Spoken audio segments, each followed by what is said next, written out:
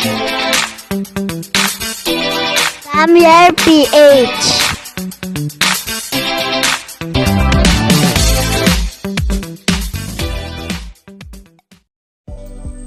Hi guys, welcome back sa aking channel. Ayan, ngayon nga lang pala ulit tayo nakapag-update guys kasi medyo busy tayo sa ating business guys na tarpaulin printing saka t-shirt printing. Yan. Alam niyo naman tuwing Christmas season guys, medyo malakas kasi ang mga printing sa t-shirt lalo na pag yung may mga reunion guys.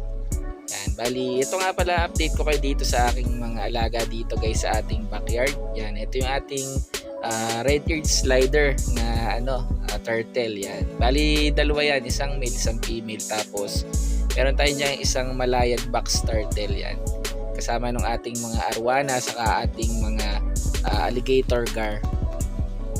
Yan, tapos ito yung selected natin na gagawin nating breeders. Yan, ito yung mga bagong breeders natin guys.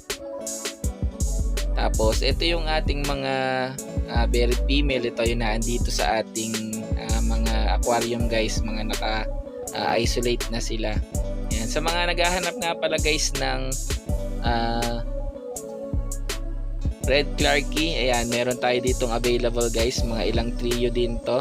Yan, kasi meron na tayong mga ibang craylings na palalakihin pa guys, pero sa ngayon yan pa lang yung ina-out natin. Siguro mga 10 trios yung available natin sa red clarkie guys.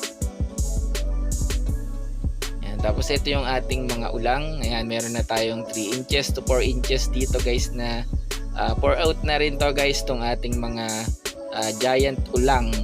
Yan, siguro mga 2 months pa guys pwede nang i-breed tong ating mga giant ulang na nandito.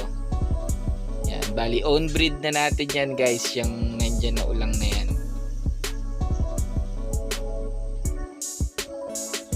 Sa mga na-order sa akin guys, medyo busy kasi tayo ngayon, kaya pwede guys pick up na lang dito guys sa bahay para mas mabilis guys yung ating transaction. Yan, nandito rin yung iba nating pang out na mga ARC na crayfish.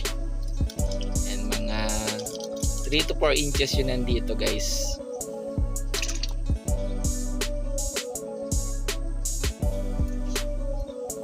Ilang piraso lang yun nandito kasi medyo maliit yung rep tab natin.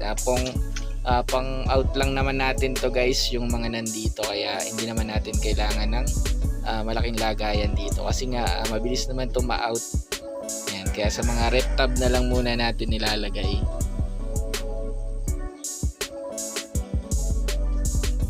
Yan, tapos andito nga pala guys yung mga anak ng ating red swamp, ghost crayfish, saka yung ating red clarkie. Yan, bali sama-sama muna sila ngayon dito guys kasi medyo maliliit pa naman sila. Yan, pag nag 1.5 to 2 inches na to guys, yan, i-separate na natin sila. Yan, siguro almost rin to guys, nasa 250 pieces din yung nandito na assorted na ghost crayfish, red clarkie, saka red swamp. Kaya sa susunod guys, marami tayong mga pang out na mga iba't ibang klaseng crayfish natin guys. Yan, napakatakaw nga pala nito guys sa mga guppy grass or hornwort. Yan, kung makikita nyo guys, so yung hornwort natin wala na siyang mga dahon. Yung pinakakatawan na lang guys ng hornwort yung natira. Napakarami akong nilagay dyan guys, pero saglit lang sila, within 1 week yan ubos na yung mga halaman natin. Yan, tapos dito may iba pa tayong mga craylings. Yan, siguro mga 50 pieces na craylings yun nandun na medyo malalaki na mga 2 inches. Yan, tapos ito yung mga 0.5 to 1 inch natin guys. Yan, sa 350 pieces to. Yan, dadali natin mamaya to guys dun sa ating concrete pond, yung ating grow out pond ng mga craylings natin. Yan, sobrang dami nito guys. Ito nga pala guys, magkakapatid lang tong ating mga craylings dito. Yan, bali isang mother lang ang nag-hatch nitong craylings na to guys. Yan, although meron kasi talaga guys na naiiwan ng size, kaya maganda talaga na mag sizing muna kayo bago nyo siya ilagay sa ibang lagayan pa guys. Tapos ito, lalagyan pa natin to guys ng railings. Yan, nagready na tayo. Yan, bali wala pa yung laman. Kalilinis lang natin dito guys ng rep tab na to para lipatan naman natin ng mga bagong hatch ng mga railings natin, mga 1 week old na hatch guys, lilipat natin doon. Yan, tapos dito yung ating mga red clarky saka yung ating ghost crayfish. Yan, bali kino-crossbreed natin to guys. Doon nga sa nauna kong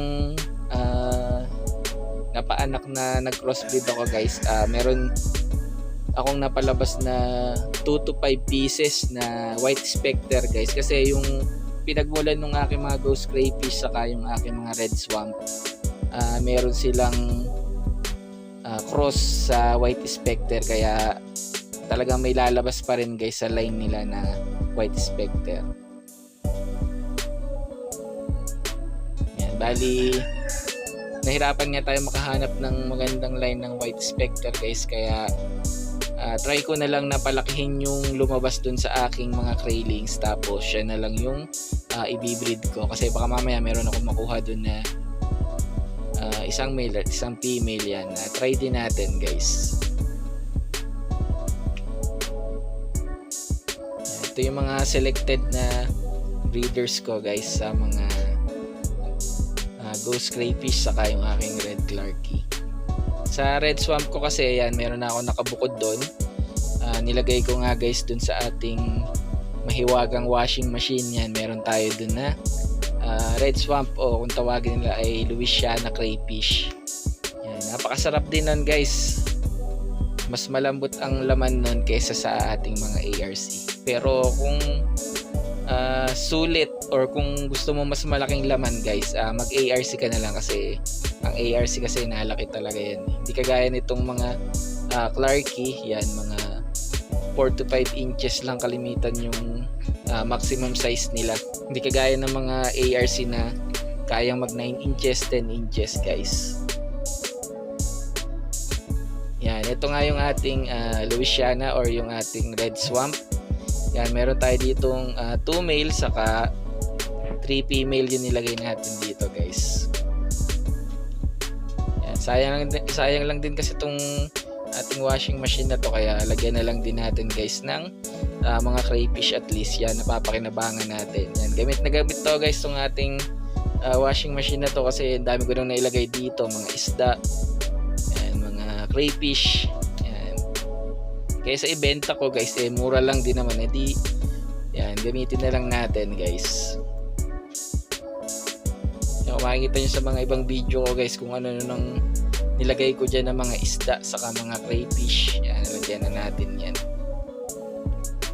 Yan, tapos update ko kayo mamaya guys. Pupunta tayo dun sa ating grow out pond. Yan, sige, update ko kayo mamaya guys. Papunta na ako dun. Kiss me every time. Yan, nandito na tayo guys sa ating concrete pond. Maya-maya lalagay na natin yung ating dalang mga railings. Yan, pero hindi na natin dito ilalagay guys, kasi medyo marami pa ditong malalaki. Dito natin siya ilalagay sa bagong gawa natin na concrete pond. Ayan. Iniipunan na natin ng tubig yan guys, tapos mamaya lalagyan na natin ng hides. Ayan. Sa sobrang busy natin guys, kaya lang tayo nakapag-vlog ulit. Ayan. Bali, ito yung available na size natin guys, mga 3 to 4 inches yung pang out natin guys. Ayan. So paano guys, dito ko na nga pala tatapusin tong video na to. Ayan, medyo late na tayong nakapag-upload guys ng ating video. Ayan, maraming salamat guys sa lahat ng nanood. Peace out. Kiss me every time.